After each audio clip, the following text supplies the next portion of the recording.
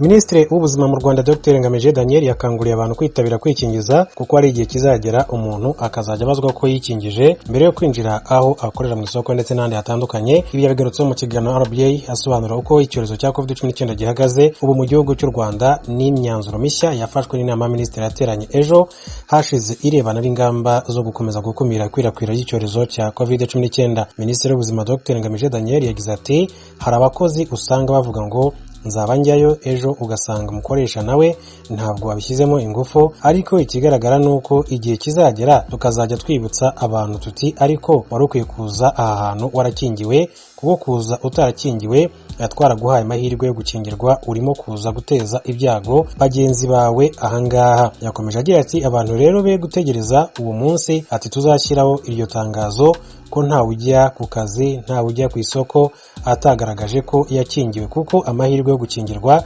arahari muri Kigali ndetse n'ahandi kandi niho bigana mu turere. Ati ntibagire ngo bazacikanwa, inkingo turimo kuzishaka kandi zizaboneka hose, tuzahagera duhereye ahantu tubona hakunda kugaragara ubwandu. Aho hakunda rero kugaragara ubwandu ati by'umwihariko ni mu mirenge ahari za santere z'ubucuruzi, mu mijyi yunganira umujyi wa Kigali n'ahandi hahora urujya n'uruza rw'abantu. nk'uko yakomeje kugenda abisobanura agize ati tugenda dukwiza inkingo dukurikije ahari ibyago byinshi byo kuba abantu bakwandura ndetse no kwanduza abandi. Ibi byo ati kuba rero abantu bazajya babazwa ko bakingiwe mbere y'uko binjira aho bakorera cyangwa se aho bahurira n'abandi byashimangiwe na Minisitiri w'Ubutegetsi bw'Igihugu Gatabazi Jean Marie Vianney muri kiriya kiganiro, aho yakanguriye n'abakozi ba leta bari bamaze igihe bakorera mu ngo zabo ubu bamwe batangiye gusubira mu biro kuko umubare wongerewe ukagera kuri 50% kwitabira kwikingiza. Yagize ati turanibutsa abakozi ba leta bakwiriye kwikingiza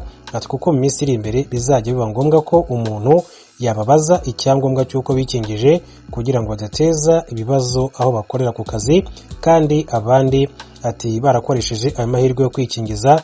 Ibyo bintu rero ati babizirikane kandi babikore uko byagenda kose. Minisitiri w'ubuzima Dr Ngamije Daniel yagaragaje ko u Rwanda rukomeje kugenda rubona inkingo, nko mu byumweru bigera kuri 3 bishize hagiye haboneka inkingo zisaga 200,000 buri cyumweru. Ati mu igenamigambi dufite nuko buri wa mbere tubona inkingo zingana n'uwo mubare, ku buryo rero tugenda tuzisaranganya mu gihugu hose. Agaragaza ko no mu minsi iri imbere hari zizaza ndetse hari n'izindi zemejwe n'ishami ry'umuryango w'abibumbye ryita ku buzima OMS ziyongera kuri Pfizer, Moderna na AstraZeneca zisanzwe zimenyerewe.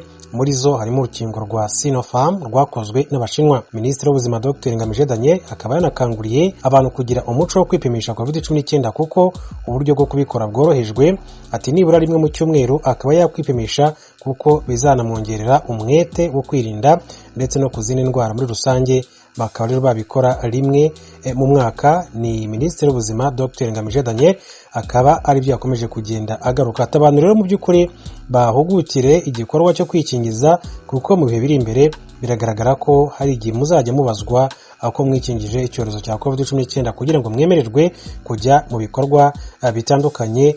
Ngizo rero ni inama zitangwa na Leta y'u Rwanda, by'umwihariko Minisiteri y'Ubuzima ifite mu nshingano ibi bikorwa byose, yaba ibyo gukingira yaba ndetse kandi byo gupima icyorezo cya COVID-19. Reka tuve kuri iyi nkuru dukomeze turebera hamwe n'andi makuru atandukanye akomeje kugenda avugwa. Urukiko rw'ibanze rwa Kicukiro i Kigali mu Rwanda ruri kuburanisha urubanza ubutabera bukurikiranyemo Venant Rutunga ibyaha bya jenoside n'ibyibasira inyokomuntu.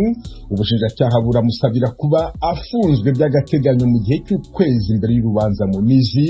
Baramurega impfu z'abatutsi babarirwa hagati y'igihumbi n'ibihumbi 2 biciwe ku musozi wa Rubona mu cyahoze ari prefectura ya Butare. Uyu mugabo yahoze ari umuyobozi w'ikigo cy'ubushakashatsi mu by'ubuhinzi n'ubworozi izari Rubona.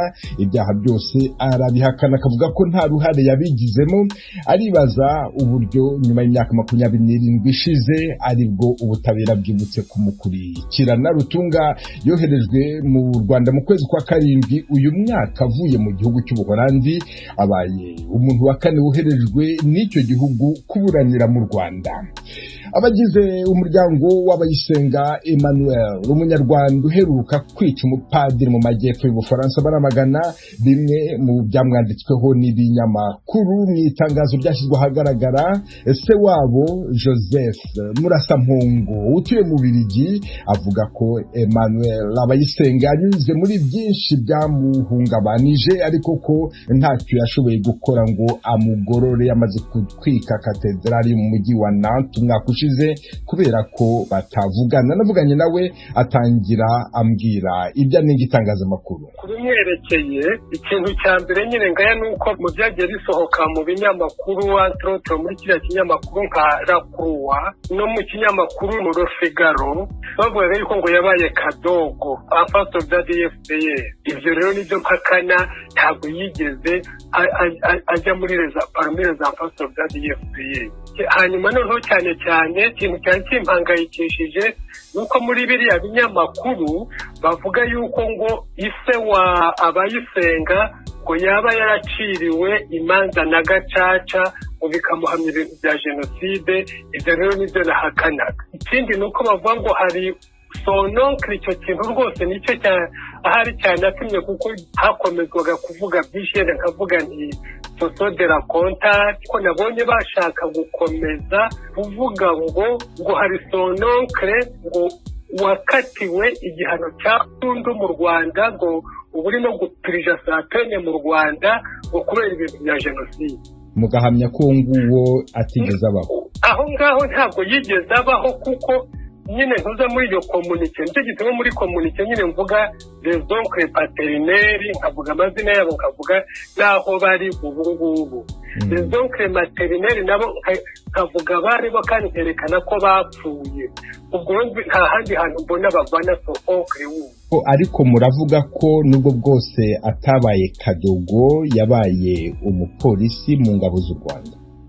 Ibyo ndabivuga nyine mvuga yuko ajya no guhunga jenoside pate mu bibyo ngibyo, ariko ajya guhunga we yavugaga yuko abona amerewe nabi mu kazi ke, yabonaga sekirite ye itakirasi. Hashize hafi mwaka iriya katedrali y'Nantes Abayisenga agerageje kuyitwika. Icyo gihe sukugerageza yarayitwitse rwose, yarayitwitse. Bikimara kuba nubwo bwose uyu munsi mwihanganisha abakirisitu ba katedrali ya Nantes, kuki icyo gihe nta kintu mwavuze?